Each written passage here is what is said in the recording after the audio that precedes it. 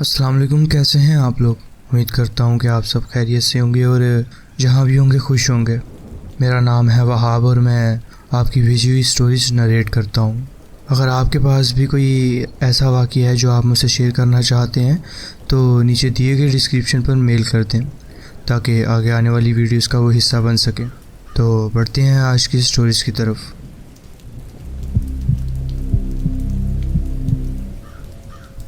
अस्सलाम वालेकुम। मैं एक ट्रक ड्राइवर हूँ। नाम है रविंदर सिंह। ये कहानी मैं आज तक किसी को नहीं सुना पाया, लेकिन अब लगता है ये मेरे सीने पे पत्थर बन के बैठी है। शायद कहने से हल्का महसूस हो। ये बात कुछ 5 साल पहले की है। मैं लुधियाना से शिमला सामान छोड़ने जा रहा था। उस रात कुछ अजीब ही था। मौसम में सर्द हवा चल रही थी और आसमान में बादल गरज रहे थे, जैसे कुछ बुरा होने वाला हो। रात के करीब 2 बज रहे थे जब मैं कुफरी बाईपास रोड पे था। ये सुनसान और तंग सी सड़क थी जहाँ ना कोई गाड़ी ना कोई आदमी, सिर्फ जंगल और अंधेरा था। ट्रक अचानक से रुक गया। इंजन ने आवाज़ की लेकिन बंद हो गया। मैं नीचे उतर कर देखने लगा। सब ठीक था, डीजल भी पूरा था, लेकिन ट्रक स्टार्ट नहीं हो रहा था। तभी मैंने पीछे से किसी के पाँव की हल्की सी आहट सुनी। मैंने टॉर्च निकाली और पीछे देखा, कोई नहीं था। अचानक एक लड़की सड़क के किनारे खड़ी थी, सफ़ेद सूट में, भीगे बाल और आंखों में सिर्फ अंधेरा। मुझे लगा शायद किसी की हेल्प चाहिए होगी उसे। बहन जी, सब ठीक है? इतनी रात को यहाँ क्या कर रही हैं? लेकिन उसने कोई जवाब नहीं दिया। धीरे धीरे वो ट्रक की तरफ बढ़ने लगी और बिना कुछ कहे सीधा को ड्राइवर सीट पे बैठ गई। मैं हक्का बक्का रह गया। मैंने कहा, आपको कहाँ जाना है? उसने धीरे से कहा, मुझे घर ले चलो। उसकी आवाज़ में एक अजीब सा दर्द था, लेकिन कुछ ठीक नहीं लग रहा था मुझे। फिर ट्रक खुद ब खुद स्टार्ट हो गया। मैं हैरान रह गया। मैंने कुछ सोचे समझे बगैर ट्रक चलाना शुरू कर दिया। 5 मिनट बाद मैंने पीछे देखा। को ड्राइवर सीट खाली थी। उस पर कोई नहीं बैठा था, बस सीट गीली थी, जैसे कोई अभी अभी भीगे कपड़ों वाला वहाँ बैठा और अब नहीं। तभी ट्रक का स्टीयरिंग लॉक हो गया। ब्रेक फेल, स्पीड तेज़ी से बढ़ने लगी। सड़क पे हर तरफ जंगल था। मैं ज़ोर से हॉर्न बजाता रहा, लेकिन ट्रक रुकता ही नहीं था। फिर एक मोड़ पे देखा, एक पीपल का बड़ा सा दरख्त। ट्रक सीधा उसकी तरफ जा रहा था और उस दरख्त के नीचे वही लड़की खड़ी थी। वो मुझे घूर रही थी। आंखों में सिर्फ काला अंधेरा था। मैं बेहोश हो गया था शायद। सुबह आंख खुली तो मैं हॉस्पिटल में था। डॉक्टर ने बताया आपका एक्सीडेंट हुआ था, लेकिन आप बिल्कुल ठीक हैं। आपका ट्रक एकदम ब्रेक मारकर खुद ब खुद रुक गया था। जब मैंने ट्रक देखा, उसका फ्रंट पूरा चूर चूर हुआ था। लेकिन एक अजीब बात थी, को ड्राइवर सीट पे गीला सफ़ेद दुपट्टा पड़ा हुआ था। पुलिस ने कहा यहाँ पे 10 साल पहले एक लड़की का एक्सीडेंट हुआ था। उसकी लाश इसी जगह मिली थी। तब से कई लोगों ने उसका साया इस रास्ते पे देखा है। मैं आज भी ट्रक चलाता हूँ, लेकिन कभी भी रात के वक्त कुफरी बाईपास से नहीं गुजरता, क्योंकि मैं जानता हूँ वो भी वहाँ होती है, अपना घर ढूंढती है और हर गुजरने वाले ट्रक से कहती है, मुझे घर ले चलो। ये कहानी असली है। अगर आपने कभी रात के वक्त वो सड़क देखी हो तो आप समझ जाएंगे कि कुछ रास्ते सिर्फ दिन के लिए नहीं होते। ये था मेरा एक वाक़या जो मैं आपके साथ शेयर करना चाहता था। जी बहुत बहुत शुक्रिया, आपने अपनी कहानी हमारे साथ शेयर की। बढ़ते हैं अपनी नेक्स्ट स्टोरी की तरफ।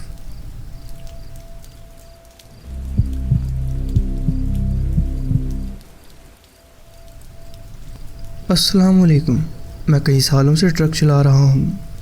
एक रात मैं अपनी 10 घंटे की छुट्टी की शुरू में तकरीबन 3 बजे सुबह लाहौर से मुल्तान जाने वाले मोटरवे के एक एग्ज़िट रैंप पर ट्रक रोक कर खड़ा हुआ था। चांद पूरा गोल था, आसमान भी काफ़ी खाली सा था। इतनी रोशनी डाल रहा था चांद के आसपास का सब कुछ साफ नज़र आ रहा था। उस रोशनी में मुझे एक अजीब सा मंज़र नज़र आया। एक शख्सियत जैसी कोई सूरत एक कटे हुए मकई के खेत के बीचों बीच बिल्कुल सीधी खड़ी हुई थी। ये जगह मेरे ट्रक से कुछ ही दूरी पर थी। पहली नज़र में मुझे लगा कि शायद ये कोई इंसान है, लेकिन जिस तरह से वो बिल्कुल हिला तक नहीं था, उससे मुझे शक हुआ। मैंने सोचा कि शायद किसी बुज़ुर्ग ने अपने पत्तों के लिए कोई भूतनाक स्केयर क्रो वगैरह खड़ा किया हुआ है। मैंने कंधा उचकाया और ट्रक के कैबिन में बैठकर यूट्यूब पर वीडियोस देखने लगा ताकि थोड़ा रिलैक्स हो जाऊं और फिर सो जाऊं। कुछ देर बाद मुझे लगा कि मेरी आंखों के कोने से कोई हरकत नज़र आ रही है, ऐसा महसूस होता है। मैंने फ़ौरन अपने ट्रक की लाइट्स बंद की और खेतों की तरफ देखा। वो सूरत अब भी वहीं थी, लेकिन अब मुझे लगा कि शायद वो पहले से ज़्यादा करीब है। मुझे यकीन नहीं था कि वो हिला है या नहीं, लेकिन अब दिल में हल्की सी घबराहट हो रही थी। ट्रक का कैबिन लॉक था और मैं अंदर महफूज था। हाईवे पर भी कुछ ज़्यादा ट्रैफिक नहीं थी। हर 10 मिनट बाद कोई एक आधी गाड़ी गुजर जाती थी।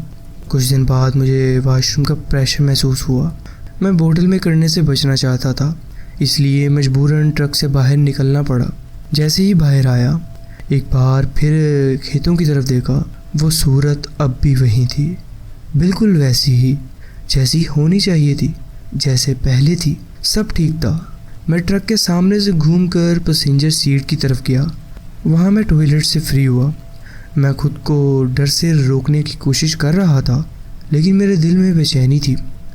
मैं दोबारा खेतों की तरफ देखना चाह रहा था कि वो शख्सियत अब भी वहाँ है या नहीं। आखिर मैंने हिम्मत करके देखा और मेरी आंखों के सामने से वो गायब थी। वो जो कुछ देर पहले वहाँ पर था, वो अब मौजूद नहीं था वहाँ पर। पूरा खेत एकदम सीधा था, कोई भी चीज़ अब खड़ी हुई नज़र नहीं आ रही थी। मैंने फ़ौरन जल्दी जल्दी अपना काम ख़त्म किया, ट्रक में वापस घुसा और ज़ोर से दरवाज़ा बंद कर दिया। मेरे हाथ कांप रहे थे जब मैंने इंजन स्टार्ट किया। मुझे फ़ौरन वहाँ से निकलना था। ना ही मुझे वक्त की परवाह थी और ना ही किसी रूल की। मैं सिर्फ उस जगह से दूर भागना चाहता था। वो खेत और वो सूरत अब मुझे सच में डरा रही थी। मुझे पता था कि मैं वहाँ अब सो नहीं पाऊँगा। मैं लगभग 40 मिनट तक ड्राइव करता रहा। फिर खानेवाल के पास एक बड़ा पेट्रोल पंप मिला, रोशन और ट्रक से भरा हुआ। वहाँ जाके मैंने अपनी गाड़ी लगाई।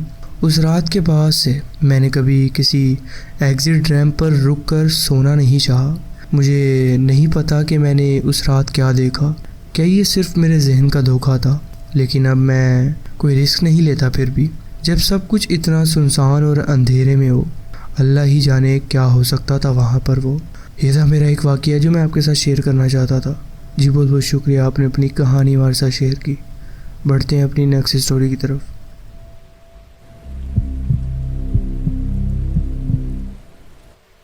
अस्सलाम वालेकुम। मैं 21 साल का हूँ। ये वाक़या उस वक्त का है जब मैं 18 का हुआ था और स्कूल से फ़ारिग हुआ था। मेरी फैमिली ने लाहौर के डिफेंस एरिया में एक नया घर ले लिया था। मेरी माँ का कहना था कि हम एक नई ज़िंदगी का आगाज़ कर रहे हैं, लेकिन मुझे असल वजह मालूम थी। ये हमारा एक पर्सनल इशू था, ये वो मैं यहाँ पर आपको शेयर नहीं कर सकता। कुछ हफ्तों बाद जब हम नए घर में बस गए, मेरी बहन जो कि दोबारा कराची चली गई थी दोस्तों के पास, उसका कहना था कि उसे ये नया शहर पसंद नहीं आया, इसलिए वो एक दोस्त के घर भाग गई है। बदकिस्मती से मैं अपनी माँ के साथ वापस कराची नहीं जा पाया। मुझे यहीं लाहौर में रुकना पड़ा। अगली सुबह जब मेरी माँ चली गई, मैं नई कॉलोनी में जॉगिंग पर निकला, और इसलिए भी कि थोड़ा माहौल को जान सकूं। जब मैं रुककर सांस ले रहा था और अपने मोबाइल पर गाने तब्दील कर रहा था, तो अचानक मेरी रीढ़ की हड्डी में ठंडी सी लहर उठी। ऐसा महसूस हुआ जैसे कोई मुझे घूर रहा हो इधर उधर, लेकिन सब कुछ ठीक लग रहा था। मगर मुझे यकीन था कि कोई करीब से मुझे देख रहा है। कुछ तो बेचैनी हो रही थी मुझे। मैंने अपनी जॉगिंग का एरिया थोड़ा छोटा कर लिया और जैसे ही घर पहुंचा, फ़ौरन दरवाज़ा लॉक किया और सीधा ऊपर जाकर नहाने चला गया। नहाते वक्त नीचे से हल्की सी डंप की आवाज़ आई। मैंने फ़ौरन पानी बंद किया और ध्यान से सुनने लगा। दोबारा से आवाज़ आई। मैंने जल्दी से कपड़े पहने और नीचे गया, लेकिन वहाँ कुछ भी नहीं था। हर दरवाज़ा लॉक था। मैं कुछ परेशान हो गया, लेकिन कोशिश की कि खुद को संभालूं। तभी मेरी माँ का फ़ोन आया। मैंने उसे बताया कि सब ठीक है ताकि वो ज़्यादा टेंशन ना लें। वैसे भी वो मेरी बहन की वजह से परेशान थी। मैंने कहा कि मैं कुछ खाना ऑर्डर कर रहा हूँ और बाकी दिन आराम से गुजार लूँगा, आप टेंशन नहीं लें मेरी। रात के करीबन 10 बजे मैं डिनर कर चुका था और टीवी पर एक ड्रामा देखते हुए सो गया था। कुछ घंटों बाद मेरी आँख खुली। लगभग 1 बज रहा था। कमरा सर्दी से जम गया था।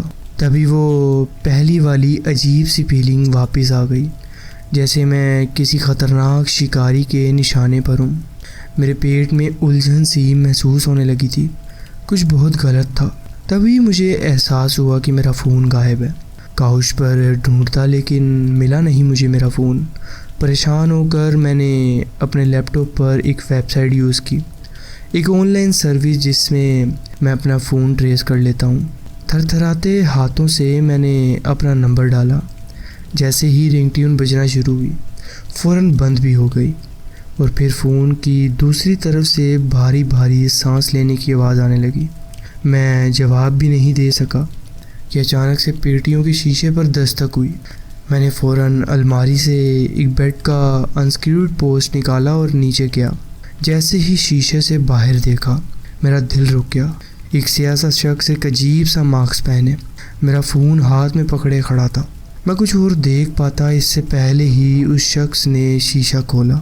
मैं फ़ौरन दरवाज़ा तोड़ता हुआ बाहर निकला और सीधा सामने वाले पड़ोसी के घर की तरफ भाग गया। वहाँ का दरवाज़ा इतना ज़ोर से खटकाया कि एक बुज़ुर्ग खातून ने आके दरवाज़ा खोला। मैंने सब कुछ उन्हें बताया तो उन्होंने फ़ौरन पुलिस को कॉल की। पुलिस 10 मिनट में आ गई और मेरे घर का छप्पा छप्पा चेक किया, लेकिन कोई निशान, कोई सबूत नहीं मिला। उस रात के बाद मैं उस घर में अकेला रहने के बारे में सोच भी नहीं सकता था। मैंने पुलिस से दरख्वास्त की कि मुझे थाने ले चलें और उन्होंने इजाज़त दे दी। थाने में एक अफसर ने मुझे बताया कि मेरा फ़ोन घर के बाहर से मिल गया था, लेकिन उस पर कोई उंगलियों के निशान नहीं थे और मैं उस शख्स का चेहरा भी ठीक से नहीं देख सका, इसलिए केस बंद कर दिया गया था। लेकिन एक और डर का मंज़र तब सामने आया जब मैंने फ़ोन अनलॉक करके अपनी माँ को कॉल करना चाहा। जब मैंने अपनी गैलरी देखी तो मेरा खून जम गया, मेरे रोंगटे खड़े हो गए। पुलिस अफसर ने देखा कि मैं घबरा गया हूँ। उसने पूछा क्या हुआ, तो मैंने फ़ोन उसे दे दिया। गैलरी में तकरीबन 10 से 15 वीडियोस थी। मैं काउच पर सो रहा था। हर वीडियो करीबन 3 मिनट की थी। वो नकाब पहना हुआ शख्स अंदर आ चुका था और मुझे सोते हुए देख रहा था। मैं इतना ज़्यादा घबरा गया था कि उल्टी सी आने लगी थी मुझे। मैंने फ़ौरन माँ को कॉल की और सब कुछ बताया। कुछ घंटों बाद मेरी माँ और बहन सीधा एयरपोर्ट से मुझे लेने आ गए। उस घर में हम ज़्यादा अरसा नहीं रहे। काफ़ी अरसे तक मैं ये सोचता रहा कि अगर मैं उस वक्त आँख खोल देता जब वो शख्स मेरे ऊपर झुका हुआ था तो क्या होता। शायद आज मैं ज़िंदा होता भी या नहीं। ऐसे 100 ख्याल मेरे जहन में हैं। काफ़ी वक्त लगा, लेकिन आखिरकार मैं इस सब को कबूल कर गया। मगर अगर मैं कहूँ कि ये तजुर्बा आज भी मुझे डराता नहीं है तो ये झूठ होगा। ये था मेरा एक वाक़या जो मैं आपके साथ शेयर करना चाहता था। जी बहुत बहुत शुक्रिया, आपने अपनी कहानी हमारे साथ शेयर की। पढ़ते हैं अपनी नेक्स्ट स्टोरी की तरफ।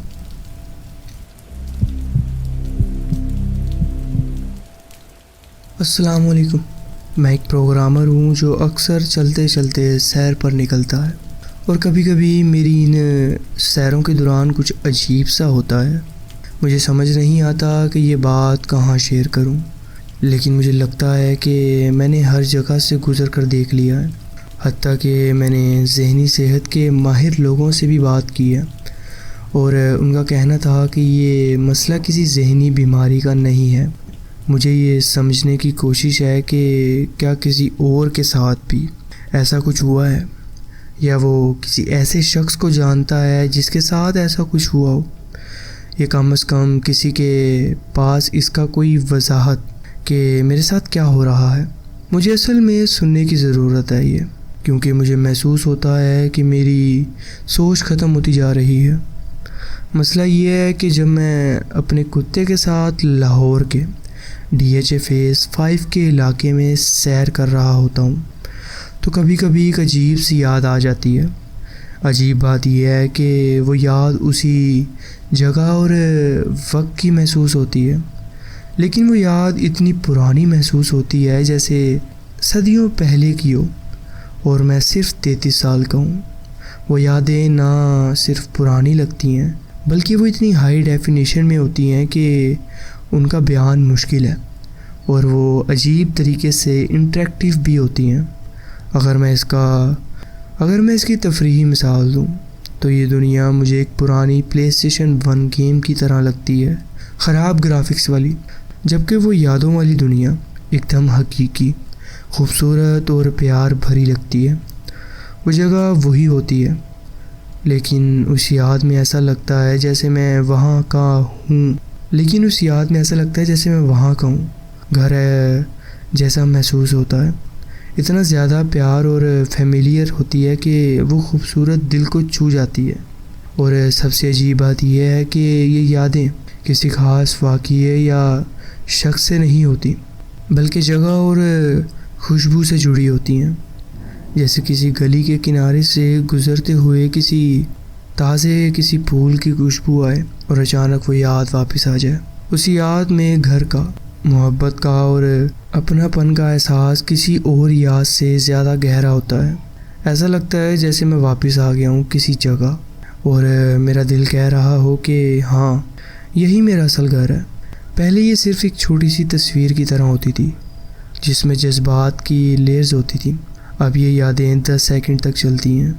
मैं उस दौरान इधर उधर देख सकता हूँ और वो जगह मुझे याद आ जाती है जो असल में कभी देखी नहीं होती। लेकिन जैसे ही वो याद ख़त्म होती है, सब कुछ सपने की तरह भूल जाता हूँ। लेकिन मुझे याद रहता है कि मुझे ये क्या सपना आया था। अगर आप समझ रहे हैं तो शुक्रिया, क्योंकि मुझे तो खुद समझ नहीं आता ये क्या हो रहा है मेरे साथ। पहली दफ़ा तो मुझे लगा कि मैं पागल हो रहा हूँ, इसलिए मैंने ज़हनी सेहत के डॉक्टर से बात की।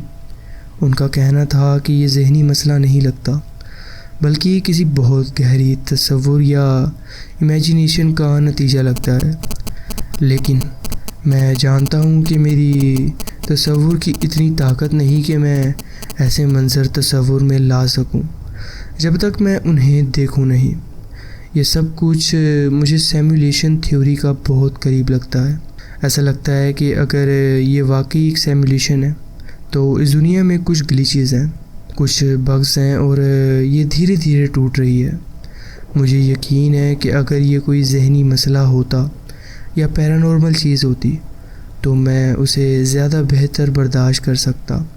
लेकिन ये जो महसूस होता है कि ये दुनिया झूठी है, वो ज़्यादा खौफनाक है। हर बार जब ये होता है, जो कि हफ्ते में 2 या 3 मरतबा होता ही है, तो ये हमेशा सैर के वक्त होता है, जब मैं एक छोटी सी जॉगिंग करने निकलता हूँ, जब मैं अपने एरिया में छोटी सी वॉक करने निकलता हूँ और मैं जानबूझकर इसे दोबारा महसूस नहीं कर सकता। ये खुद ब खुद होता है। अगर किसी के पास कोई राय है या किसी को जाना पहचाना लगता है ये मामला, तो बराए करम मुझे बताएं कि आप क्या सोच रहे हैं। क्या ये किसी चीज़ का नतीजा हो सकता है या कोई तरीका कि मैं इससे सुकून पा सकूं, ये दोबारा महसूस कर सकूं या दोबारा जानकर इसे महसूस कर सकूं, क्योंकि ये 10 सेकंड बहुत कम लगते हैं मुझे। हर दफ़ा मैं बस चाहता हूं कि वो घर का, मोहब्बत का और अपना आप का एहसास फिर से महसूस करूं।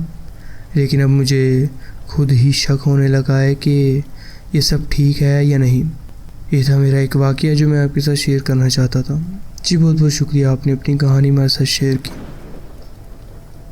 तो जी फ्रेंड्स, ये थी आज की स्टोरीज़। आप कमेंट्स में ज़रूर बताएं कि आपको ये स्टोरीज़ कैसी लगी। अगर आपको ये स्टोरीज़ अच्छी लगी हो तो वीडियो को ज़रूर लाइक कीजिए और चैनल को ज़रूर सब्सक्राइब कीजिए और बेल आइकन को ज़रूर प्रेस कर लीजिए ताकि आगे आने वाली कहानियाँ वीडियोस आपसे मिस ना हो।